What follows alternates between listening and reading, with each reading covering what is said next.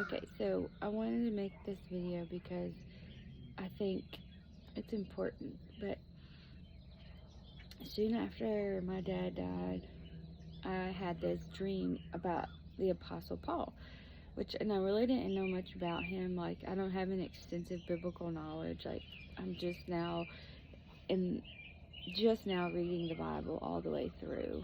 Um, and I'm still in the Old Testament, but I had this like really vivid dream about the Apostle Paul, and he had this blue robe on in the dream, and his head was covered up with the hood, with the robe, and it was just really a detailed dream. And then, my dad is buried in this cemetery, and in the cemetery they have this place called the Apostles' Garden, and that's actually where my dad's buried. And there's a statue of the Apostle Paul. So the next time I went to the cemetery, I took a picture of that, and like it had like a little plaque beside it, like explaining who he was, what he did, kind of thing. And then randomly, I was with my aunt, and we went to visit one of her elderly friends that she helps out a lot. And this woman had this thing on her kitchen counter about the Apostle Paul. So it just kept coming up. And then, we were selling Dad's house, and the first potential buyer's name was Paul that, we thought could possibly buy the house, which didn't work out. But anyways, it just like kept coming up, so it was weird.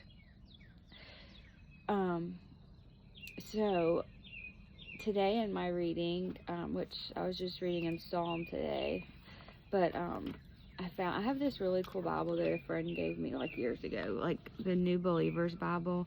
And it's not because I was a new believer that she gave it to me, but it was more about that it's the New Living Translation version, which is a great version to read for me. So it has all these great little tidbits of information that would be really helpful for like new believers, or just explaining, how to get saved.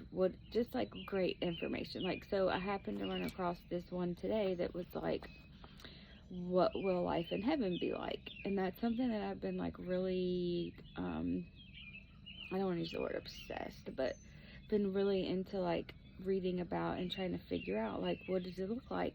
Like, because there's a passage that's like, to be away from, I don't know what that was. I slept on my neck funny last night too. I really hope that clears up. Anyways, to be absent from the body is to be present with the Lord. So that means, like, to me, when you pass away, that you're immediately in the presence of the Lord, which is comforting to me. But there's also like other things that maybe it's like you lay, like, I've heard that you're just in the grave, like asleep until the rapture, which is when Jesus comes back. And I got real obsessed with like just at the afterlife and what does that look like. And I think that we just don't really know that, and there's some things that the Lord doesn't really want us to know yet, and that's totally fine. But I did get kind of like really obsessed with reading about that and trying to figure that out.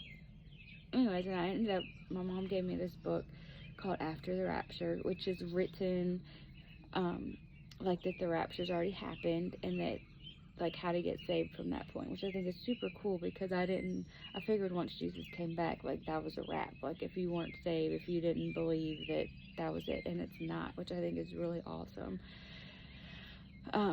Anyways, I don't want to get too wordy with all this. So I found this just today, which I think maybe the Lord was trying to lead me to like some of these questions I had. He was trying to lead me to the answers by, making me have these dreams about the Apostle Paul, and the Apostle Paul just kept kind of popping up, or the name Paul kept popping up. So it's the Apostle Paul. He actually did have a taste of heaven by a vision, and obviously the vision was given to him by the Lord.